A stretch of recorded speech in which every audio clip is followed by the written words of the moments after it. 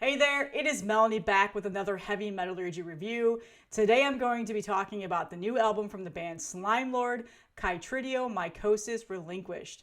I am not even gonna lie, I had to look up how to say that.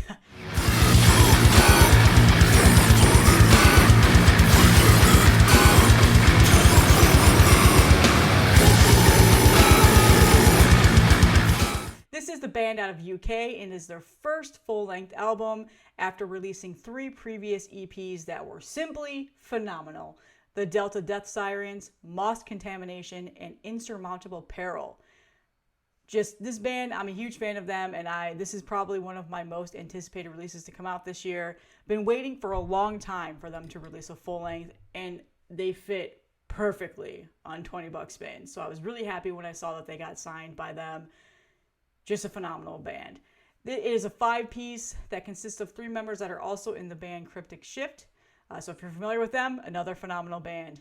The one thing that I want to call out before I get into the track by track and really dive into what this album sounds like is John Riley plays the fretless bass on this album. And that is so good. That is what really, really sets the tone for this album. And I am a massive fan of fretless bass. Void Ceremony released an album last year, and that was a shining moment on that album. So if a band ever has fretless bass on it, I'm pretty much sold at this point. The other shining aspect of this album is the guitar work is simply phenomenal. Amazing guitar riffs, really great guitar soloing. The mix as a whole sounds phenomenal with the drumming, which is also spectacular, the vocals, the bass, and the guitars. So right out the gate, production, mix, everything to me sounds absolutely perfect. It goes really well for the overall theme of this album, and you hear it immediately from the very beginning of the album. Before I go even further into it, the album artwork is done by the legendary Brad Moore. I was reading up about this, and he mentioned that this album has an overall theme to it. And the quote that I pulled from him is, "It is a continent-sized amphibious being that dies, and alien life forms build up civilizations within the 5 stomachs of its rotting interior." And that is just the setup. It blows out your retinas exploring the art, and it blows out your speakers in your sound system and in your mind when exploring this album. And I think that is the perfect quote for what you're getting yourselves into for this record. It is a very foul, quite literally foul sounding album. We'll get to that in a minute. And filthy sounding album. A lot of their older sound from their previous EPs definitely is in this album, but they've also progressed their sound quite a bit to the point of where I was like, okay, they went all in here. They are moving on from what they were previously doing, which made me very happy because Death Doom is a very niche thing and it doesn't always get executed in the best form, in my opinion, but they do something that is simply way more unique than your stereotypical Death Doom record. It is just definitely a cavernous and an old school Death Doom sewer sound, but it also has this individuality into it, and it brings that old school sound together with these newer progressive and dissonant styles, and it lives in your brain. That is just the best way I can describe what you're listening to when you get into this album. The first track, The Beckoning Bell, I think is a phenomenal album starter. Every single song on here ranges between 6 and 7 minutes long, with the exception of the final track that is just a little bit over 4 minutes. So you're getting the longer song structures in here, and every single song has a lot going on. It is not just a straightforward Death Doom song. You don't just get the slower paces, the doomier guitars, and then the heavy crushing vocals, which, yes, all of those are on this album, but there's a lot of, like I said, individual characteristics of every single song on here that makes it a very unique listen. You really have to take your time with this album. It's not something that you just listen to once and then you understand what you're listening to. It is definitely one of those records that you have to take time with, you have to listen to several times, and when it clicks, oh my God, does it click. And that is exactly what happened with me. I've had this promo for a couple of months now. I think I've listened to this album about 15 times. I now have the physical copy of it, and I've listened to it at least 3 or 4 times since I got it last week. Every single time I listen to this album, I hear something completely different that I didn't hear the first time. So The Beckoning Bell is definitely one of those songs that does that. It starts off with literally a foul sound of ducks squawking. And then it goes into just 7 minutes of straight dirgy and filthy sounding vocals with that fantastic fretless bass line. And that is immediately the first thing you're going to notice about this album. They have scathing, dissonant guitars, and it just felt like a very avant-garde feeling death metal song. But again, the bass and the drums really stand out on this, just simply phenomenal. The vocals are quite possibly the most vomit-inducing and filthy vocals in a death doom album that I've ever heard. And this song definitely has some influences of what I can hear of old school incantation, the older sounding incantation albums. And that immediately was something that I heard when I started to listen to this, and I didn't quite get that as much in their previous EPs. So if you're a fan of the old school incantation albums, you're definitely probably going to hear some of those influences on here. But the one thing that I also enjoyed that I heard some influences on this song is of a newer band, Afterbirth.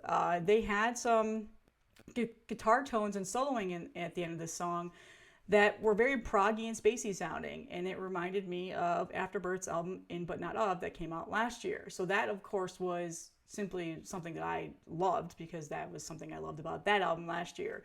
So the guitars, the bass, the drums, the vocals, everything just mixes so well, and all around just a very delicious song. That's how I'm going to say it.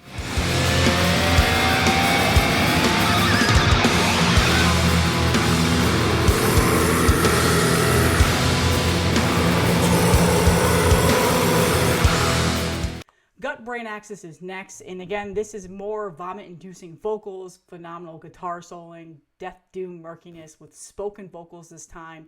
So you're getting away from some of the guttural, gurgly vocals that you hear. There's some of these like shouting spoken vocals that I think are really cool. It adds an individual sound into these songs, and they're creepy sounding as well, which I really enjoy. It has a very avant-garde death metal feel to it. But this is definitely probably one of my favorite songs on the album. It gets stuck in my head. I sing the chorus all the time, or that is of a chorus. The ending is just a dark and heavy atmosphere that they create. So it's a very good song. Definitely one of my favorites on the album.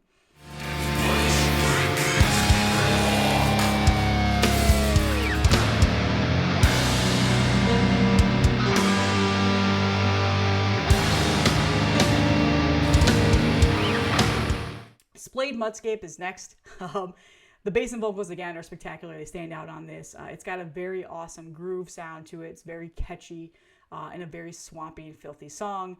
This is quite possibly the most unique song on the album. It's not your straightforward death doom track that you would expect.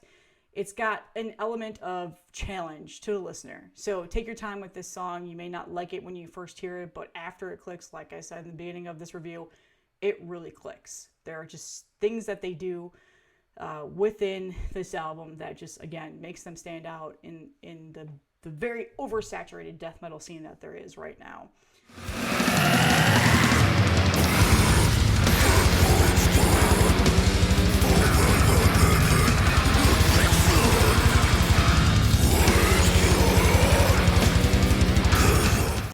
The next song after this is something I can't pronounce. I need a science degree apparently, so good luck with trying to pronounce this album name or this track name. But it's got a very mystical and chaotic song of dissonance and heavy vocals on it.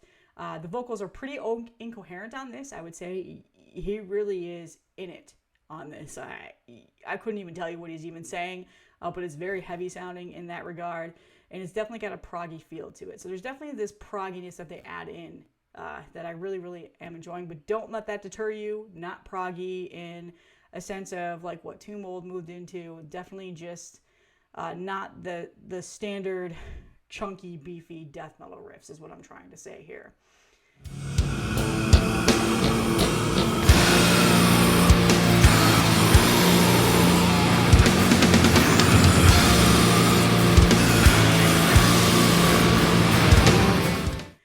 The Hissing More is the next track, and this is probably the more instrumental sounding jam that you tend to hear on this album.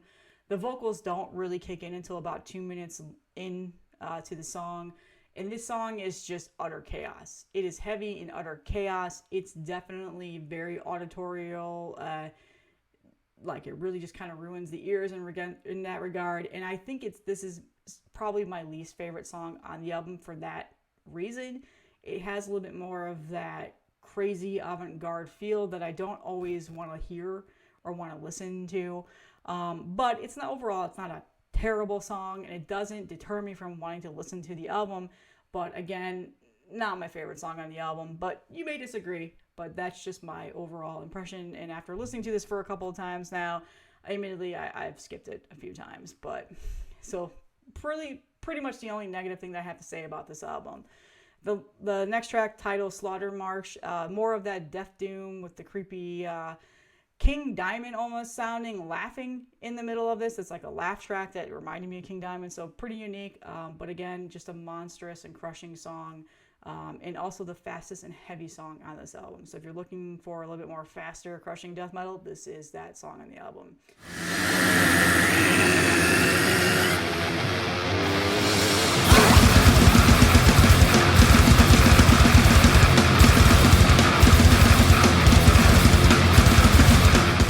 And then finally, the last track, which is just simply phenomenal, is an instrumental track. Yeah, that's right. They end the album with an instrumental track. No vocals at all.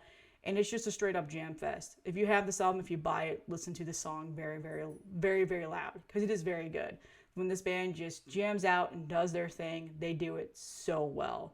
And again, it's only a little over 4 minutes long, so it's one of the smaller tracks on this album. But I think it ends the album perfectly.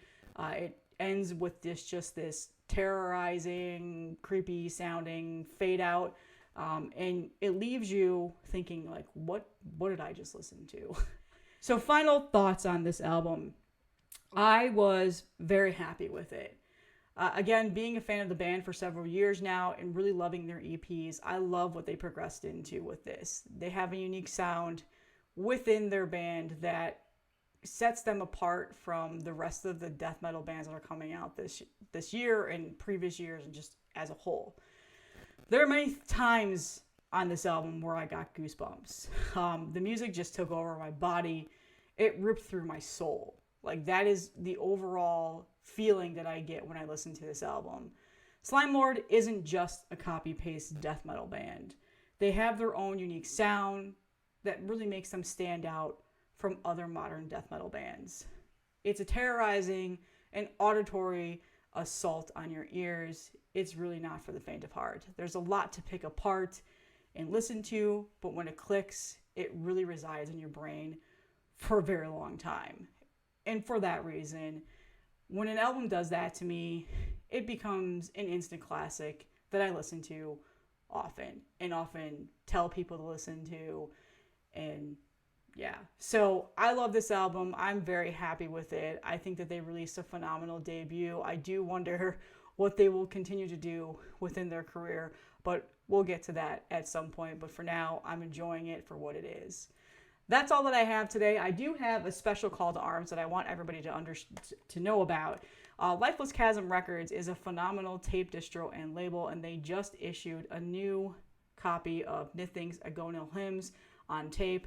It is simply phenomenal. This was one of my favorite albums to come out last year. Matt Kilner is an incredible drummer. If you're a brutal death metal fan, you will absolutely love this. So go ahead and pick this up. This is a must-have in your collection if you're a brutal death metal fan. That is all that I have, everybody. I hope you enjoy, and I will see you in my next review.